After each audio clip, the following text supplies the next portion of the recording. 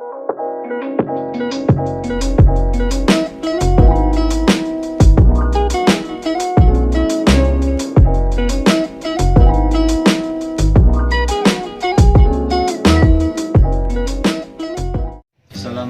warahmatullahi wabarakatuh.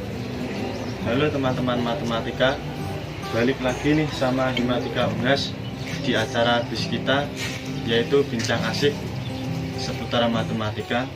Bersama saya Fendi sebagai moderator dan narasumber kita kali ini Mbak Fitroh dan Mbak Iit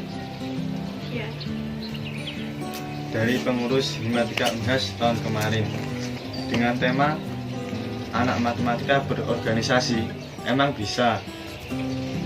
Nah, langsung saja nih kita mulai ngobrolnya.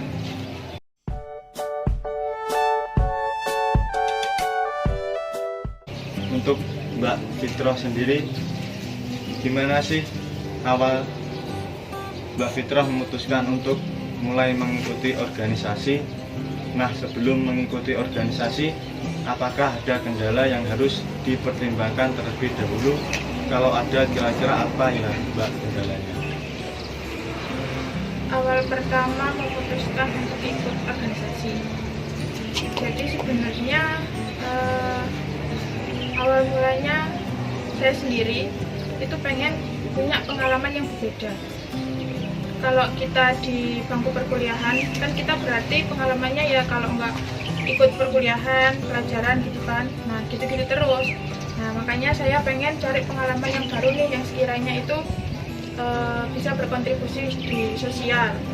Nah sebenarnya sih berat dulu awal mula ikut pertama organisasi, mungkin ada rasa takut, minder, nggak percaya diri, kumpul sama banyak orang.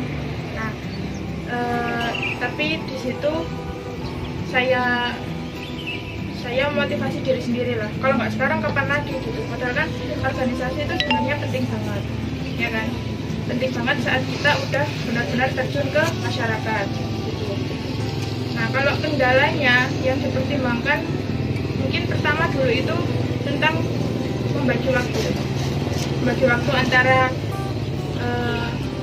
waktu belajar, terus waktu nanti organisasi sendiri kalau ada rapat-rapat, terus belum juga ada kegiatan-kegiatan pekerjaan rumah yang harus diselesaikan. Jadi dulu awal-awalnya bisa nggak sih ya membagi waktunya gitu, tapi ya saya berusaha, akhirnya bisa. Dan memang organisasi itu ternyata sangat penting banget gitu untuk kita ikuti buat cari pengalaman baru. Nah, juga untuk masyarakat. Latihan juga. Kalau kita kan sebenarnya kehidupan asli, bukan kehidupan asli ya. Yang lebih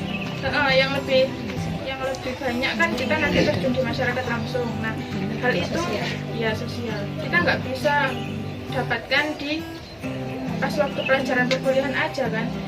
Gitu. Jadi kita perlu organisasi, perlu ikut berorganisasi supaya kita terlatih nanti kita pas waktu di masyarakat.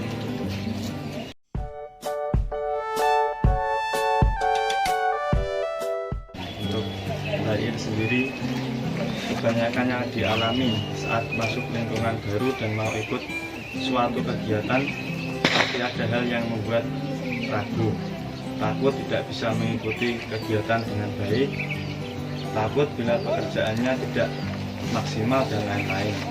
Seharusnya apa sih bekal yang harus dipersiapkan untuk mengikuti suatu organisasi atau perkumpulan? Untuk bekal sih sebenarnya bekal seseorang ketika masuk di sebuah organisasi atau sebuah perkumpulan itu yang pertama tekad yang bulat. Ketika dia sudah memutuskan untuk ikut, berarti dia mau nggak mau juga harus benar-benar mau berproses. Terus yang kedua, ragu yang biasanya muncul ketika mau masuk sebuah organisasi itu seperti ini. Kalau dulu saya awal mau masuk HMP itu ragunya, kira-kira saya bisa nggak sih dipercaya oleh semua orang untuk bisa mengemban amanah ini. Nah, keraguan itu harus dijadikan dijadikan semangat untuk terus maju. Jadi dari situ, dari keraguan itu kita numbuhin semangat gimana caranya biar kita itu ya gimana caranya kita terus berkembang dan nggak ada alasan untuk tidak masuk ke organisasi misalnya. Karena penting banget itu tadi. Ya, karena penting banget. Seenggaknya kalau bukan organisasi Himatika itu bisa masuk ke UKM atau Ormek. Kalau di Unhas meskipun ada Ormek, tapi saya nggak ikut Ormek, saya ikutnya UKM.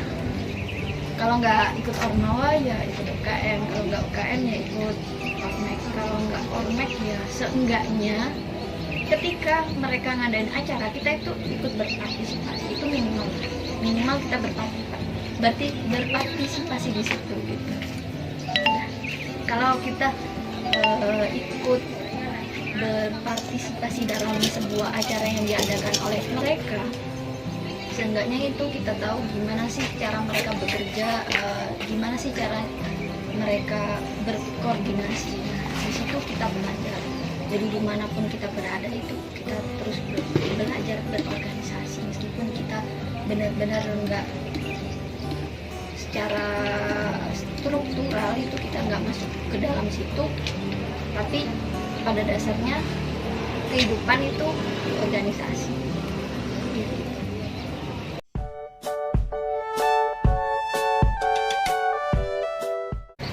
Yang harus dicoba atau dilakukan untuk mengembangkan public speaking jika ingin mencalonkan sebagai seorang pemimpin? Public speaking, Fitra dulu. Iya. Pemalu banget.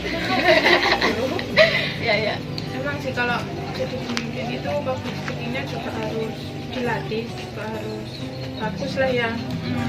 Ya, jadi hal apa yang harus dilakukan? Ya kita latihan ngomong aja gitu. Latihan ngomong, mungkin bisa latihan ngomong di depan cermin gitu kan ya. Kalau kita jadi pemimpin kan kadang sambutan, ngasih sambutan di acara gitu. Kita bisa latihan di depan cermin buat ngomong lancar gitu. Nah, kalau udah nyiapin kayak gitu, mungkin yang kedua nyiapin mentalnya ketika berbicara di depan banyak orang. Ya kan, organisasi kan menyangkut banyak orang. Pengalaman dan Ya.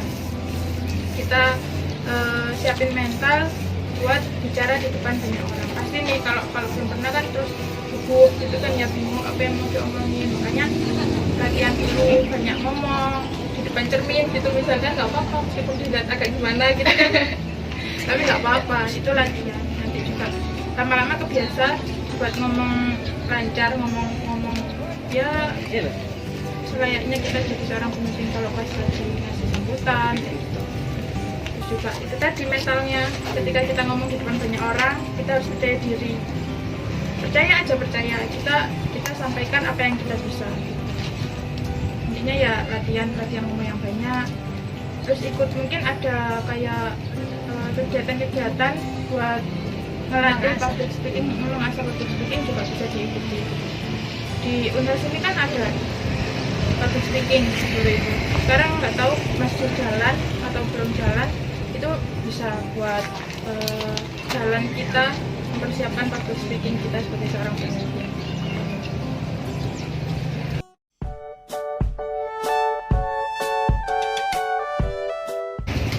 sebagai seorang mahasiswa, apakah penting kontribusi kita untuk sebuah organisasi? Contoh kecil saja dalam bentuk prodi matematika. Seorang mahasiswa di sebuah organisasi, ya bagi saya sih penting, karena seorang mahasiswa itu bukan sekedar masalah IPK tertinggi ya, permisi bang. Karena saya juga bukan termasuk mahasiswa yang IPK-nya tertinggi. Jadi berkontribusi itu banyak caranya. Di antaranya yang sebelumnya tadi, kalau nggak kita ikut dalam struktural organisasi tersebut, seenggaknya kita itu ikut berpartisipasi dalam acara yang diadakan oleh mereka.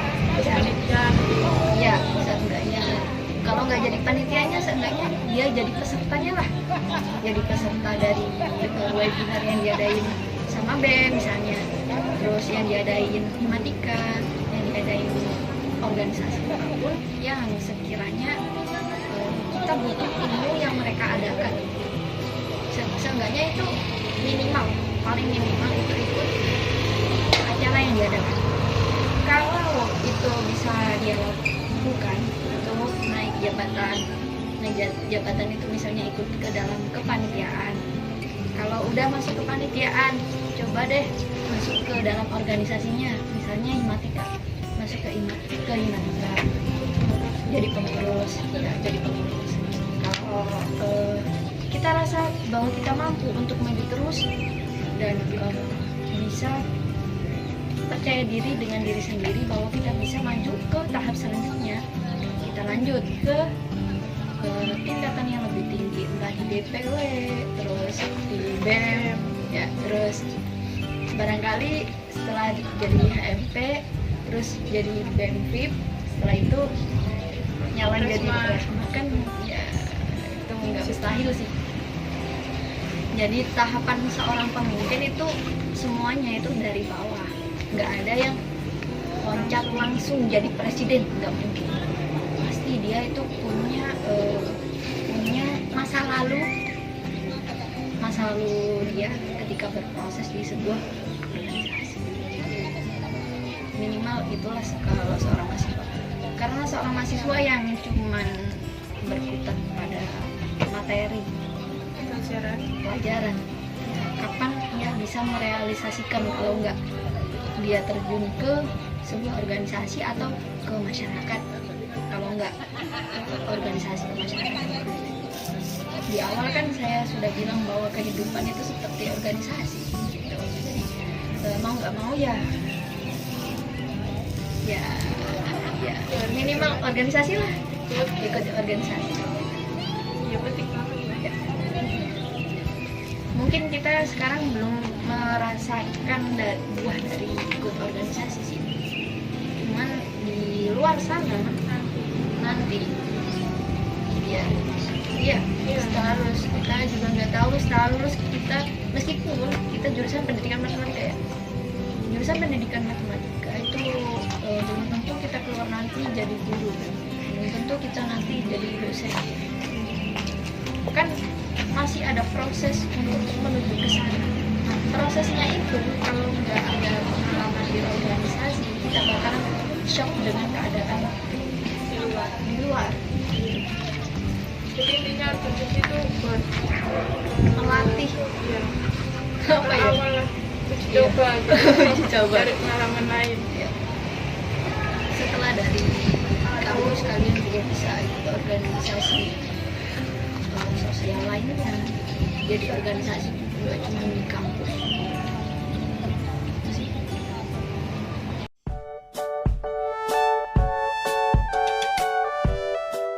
Selama jadi pengurus Anda kan sebagai pemimpin dan ada beberapa broker Iya, ketua. ada beberapa broker yang belum jalan, misalnya dari broker yang belum jalan ini menyebabkan anggota-anggota banyak yang besar, atau kadang kan ada yang berpikiran ini lah kegiatannya itu aja, nggak usah ikut lagi deh, mau keluar. Menurut Mbak, bagaimana sikap Mbak Fitro saat menjadi pemimpin jika ada anggota yang seperti itu? Oke. Ini pengalaman berarti.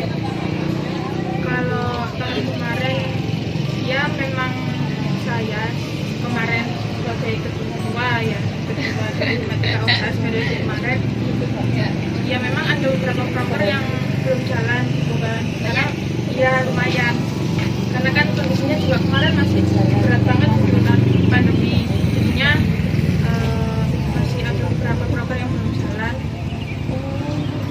Ya mungkin gimana ya, sebagai seorang pemimpin itu mungkin harus terus motivasi anggota-anggotanya sih, dimotivasi biar dia itu terus mau maju, mau berusaha buat mewujudkan proker-proker yang di listnya untuk dilaksanakan gitu. Terus selain itu juga dari anggotanya sendiri. Nah, kalau misalkan dari anggota sendiri udah berpikiran gitu kan berarti ya dimotivasi kayak apa juga pastinya nanti susah gitu. Soalnya udah berpikiran kayak gitu. Jadi harusnya anggota kalau misalkan ada proker yang belum jalanin, prokernya begitu aja, terus aku mau keluar nah itu kan malah salah. Harusnya kan jadi motivasi dia biar karena prokernya cuma ini berarti aku harus ada pemikiran proker lain nih yang menarik gitu kan, jadi dibuat pemacu. Karena kita kemarin itu prokernya gitu aja, terus yang ikut juga kurang. Nah, harusnya juga dia itu berpikiran berarti tahun ini kalau misalkan dia jadi pengurus lagi ya, jadi tahun ini aku harus cari proker nih yang sekiranya nanti bisa menarik perhatian banyak orang, terus biar bisa dilaksanakan. Jadi kalau dari seorang ketua mungkin ya itu motivasi terus anggotanya, terus ngecek terus kemajuannya. Ya sebelum ngecek sih, kalau nggak dicek itu biasanya itu Iya, kebanyakan gitu. kebanyakan sih Agak molor. Agak molor. biasanya, tapi nggak semua sih. Terus juga komunikasi itu penting banget. Komunikasi antara pemimpin sama setiap anggotanya. Setiap ya, bukan koordinator. Iya, ya setiap. Harus setiap, soalnya Terus komunikasinya harus terus jalan. Itu yang pun biar ketemu. ya karena lama elektronik juga enak. Jadi yang penting itu komunikasi, terus kasih motivasi ke anggotanya. Dari anggota juga gitu harus termotivasi juga dari kegiatan-kegiatan kemarin, bisa jadi pemacu untuk lebih baik di kegiatan selanjutnya. Misal ada lagi anggota yang sulit diajak acara atau rapat bagaimana sebagai seorang pemimpin bagaimana. Iya. Ya pertama kita ingatkan ayolah ini kita punya satu misi gitu, kita punya satu tujuan, dimana kita tujuannya itu kita jalankan sama-sama gitu. Terus kita kasih peringatan terus ke dia, diajak lah intinya diajak aja. Nanti lama-lama meskipun dia mungkin awal-awalnya kayak terpaksa banget gitu kan, tapi lama-lama pasti akan terbiasa. Sama juga gitu, tahun ini berarti Dan ini harus bapak kita. bahwa Himatika Unhas lebih baik lagi. Ya, karena sebuah organisasi itu bukan milik pribadi ya. Organisasi itu milik semuanya. Jadi yang tanggung jawab itu bukan sampean bersama semuanya, anggota dan semuanya. Jadi jangan merasa jalan sendiri. Tapi jadi seorang pemimpin ya harus di depan gitulah.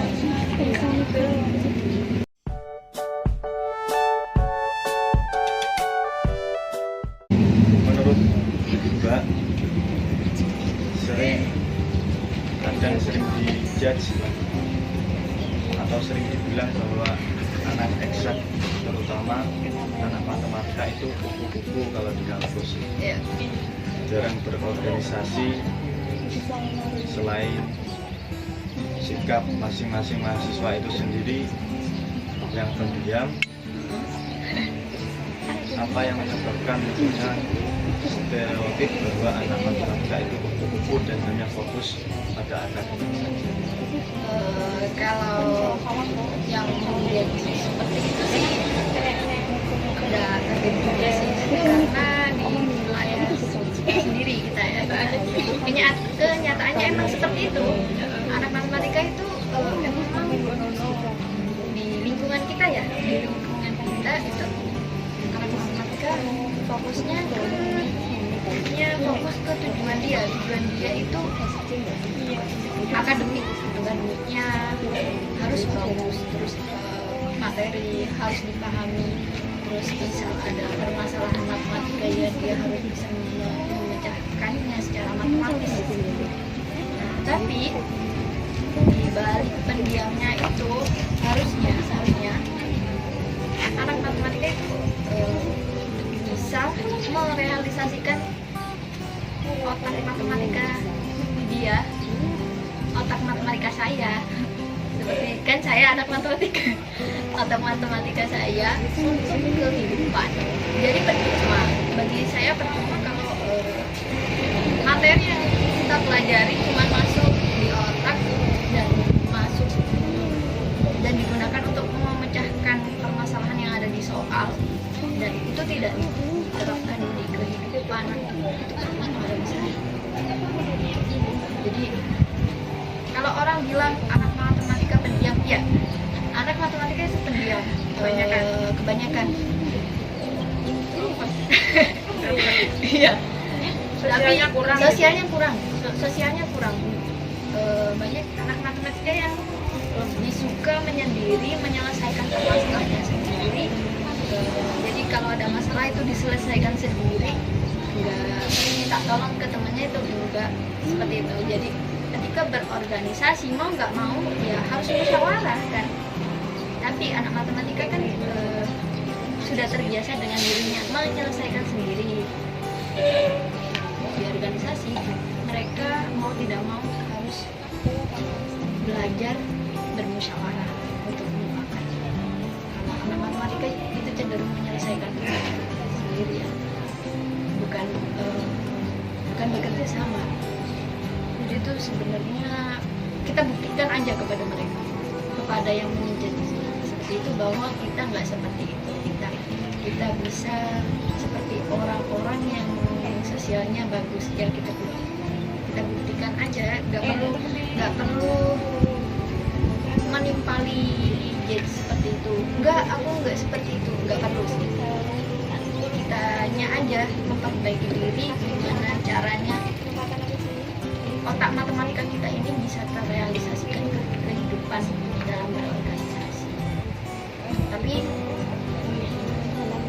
kalau ada yang jadi seperti itu, saya nggak bisa berkata tidak. Emang seperti itu.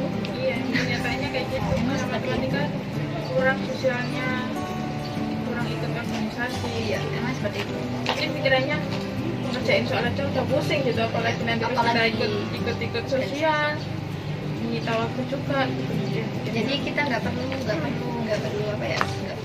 menimpali Pernyataan itu nggak perlu.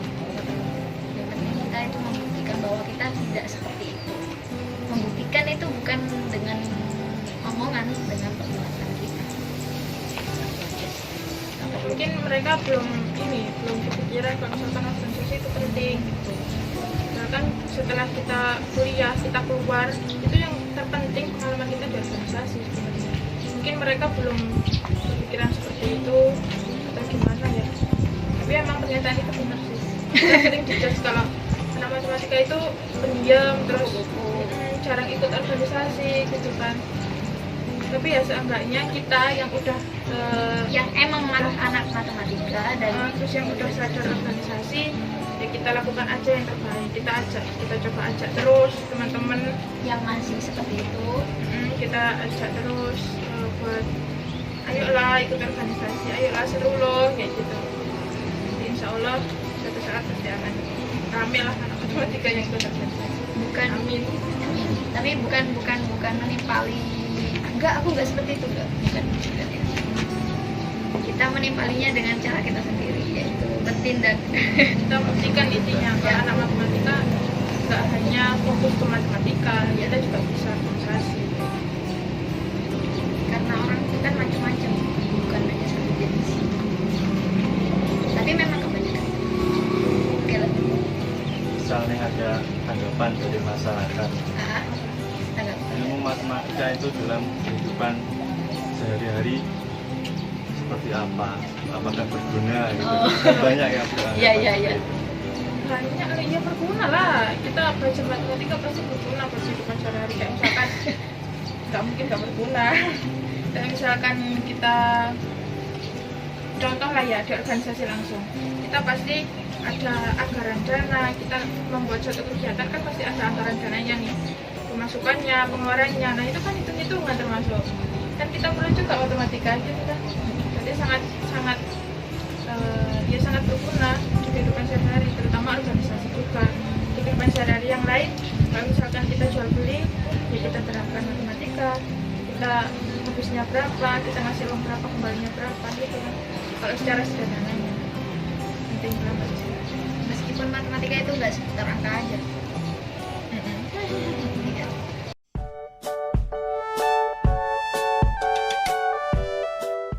Tanggapan mengenai banyak persepsi bahwa anak matematika itu nggak bisa berorganisasi. Terus tanggapanku, ya itu tadi ya. Sebenarnya bisa, kalau saya lihat itu sebenarnya bisa, cuma kesadaran diri masing-masing aja yang belum ada gitu. Sebenarnya bisa, semua orang bisa berorganisasi. Kan kita organisasi itu belajar sosial, kita cari pengalaman. Sebenarnya semua orang bisa. Cuma mungkin dari kesadaran diri masing-masing juga yang belum ada gitu kan. Banyak juga matematika tadi yang susah banget disuruh ikut organisasi, diajak ikut organisasi susah. Ya itu tadi. Jadi intinya gimana ya? Ya kita kalau kita ini kan udah tahu gimana rasanya organisasi, udah mungkin ada manfaat yang memang udah dirasakan kan. Nah kita ajak teman-teman yang lain juga. Tanggapannya ya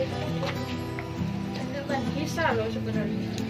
Anak matematika berorganisasi bisa pasti bisa, semua orang bisa. Yang menyatakan tidak itu mungkin dia melihat dari satu sisi. Mungkin kan pandangan orang beda-beda kan ya, pemikirannya juga beda-beda. Tapi sebenarnya bisa, semua orang organisasi, anak matematika, anak bidang lain, anak IPA misalkan ya bisa. Cuma mungkin dari dirinya sendiri. Mau nggak, tekadnya kuat nggak? Ya, dan circle pertemanan juga berpengaruh sih sebenarnya. Ya, misalkan temannya nggak ada yang ikut organisasi ya nggak bakal tahu apa itu manfaat organisasi. Tapi beda lagi kalau teman-temannya itu banyak yang ikut, pasti kena ajakan, pasti kena virus-virus itu. organisasi. Virus organisasi, jadi pengen ikut.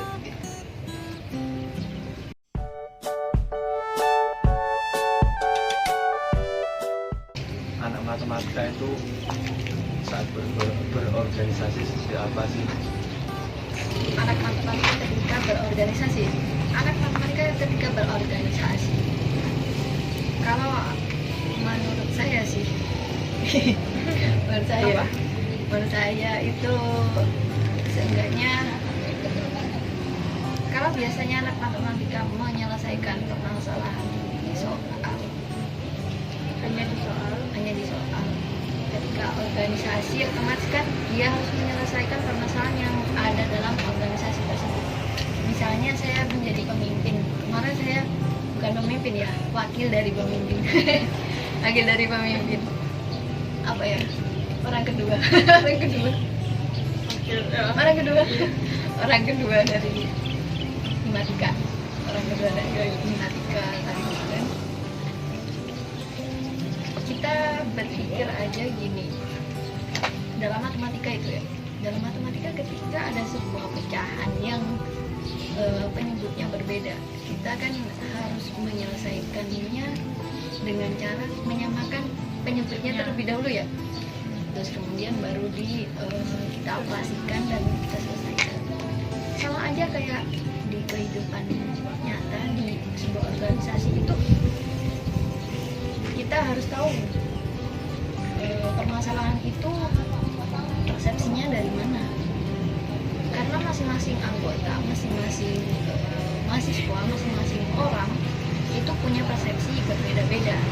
Kalau kita punya permasalahan, samakan dulu persepsinya kalau pengen menyelesaikan permasalahan tersebut. Kalau udah sama persepsinya dari anggota itu, baru bisa menyelesaikan masalah tersebut. Kalau anggota itu persepsinya misalnya gini nih, makan kenyang, di situ kan ada dua variabel, ada makan dan kenyang.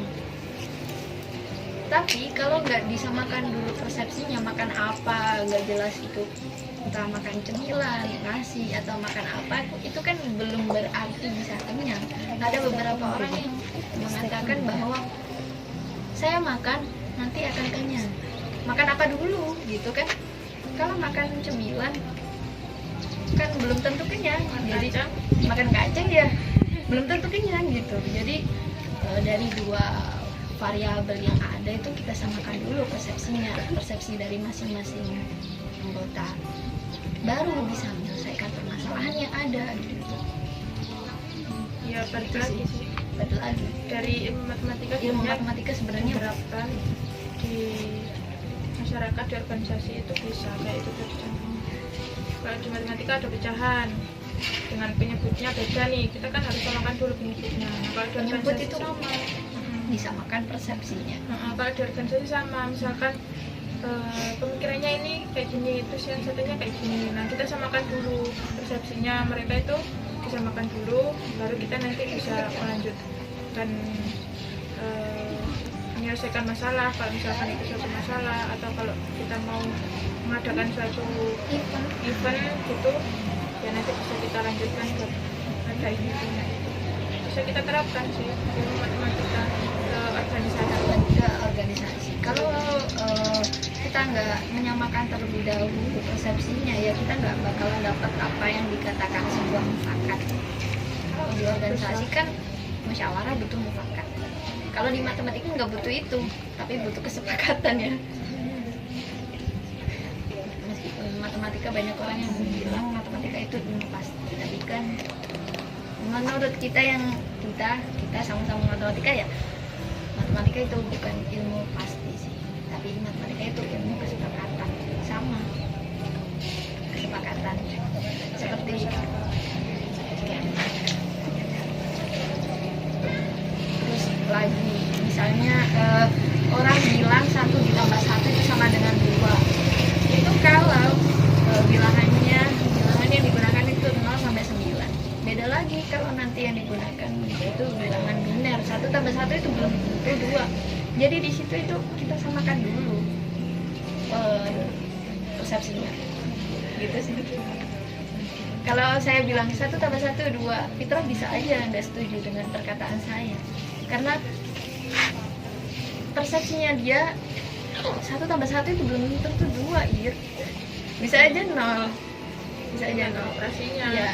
Kalau saya mikirnya di rasio 0 sampai 9, Fitra mikirnya 1 tambah 1 itu bilangan biner, dia nggak bakal ketemu, nggak bakal sama. Makanya disamakan dulu Makanya disamakan dulu gitu. sama unik ya. Iya. Unik pecahan matematika dibawa ke masyarakat juga keren gitu sih. Baik, udah nih Udah. udah oke Mbak Fitra enggak? belum penutup dari Mbak Fitra, ada pesan untuk penonton. untuk menonton YouTube nih. Penontonnya dari mana aja? Dari Ya, mana aja? pesannya siapapun kita berusaha untuk ikut organisasi. Kita kan bicara organisasi ya perusahaan. Kita ikut organisasi, kita cari pengalaman yang banyak, biar nanti pas kita terjun di masyarakat, terjun keluar gitu, kita nggak kaget dengan kegiatan yang ada, kita nggak shock dengan Polemik. yang ada di luar itu kayak gimana sih, nanti biar nggak kaget. Kita itu cari pengalaman dulu di organisasi kecil-kecilan lah, kayak di kita sekarang nih di HMP, di Himatika Unhas, kita ikuti itu. Kalau di luar ya mungkin kalau di masyarakat langsung mungkin ada Karang Taruna kayak gitu kan bisa PKK gitu. Kayak gitu. Itu pesan saya. Dari Mbak Ir mungkin ada pesan. pesan saya sebagai anak matematika.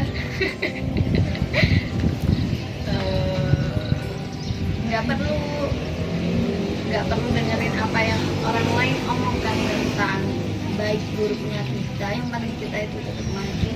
Kalau itu merupakan saran, ya kita tampung, kita jadikan itu sebagai tolak pacu kita untuk ke depan.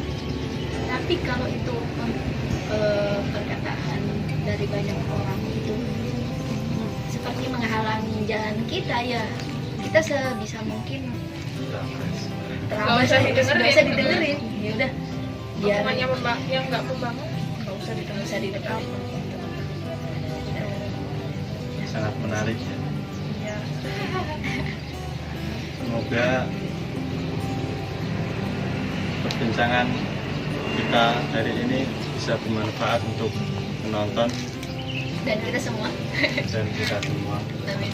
Jangan lupa subscribe gitu. Jangan Ya. lupa like, comment, dan subscribe. Like, comment, dan subscribe. Oke, terima kasih. Terima kasih. Wassalamualaikum warahmatullahi wabarakatuh. Waalaikumsalam warahmatullahi wabarakatuh.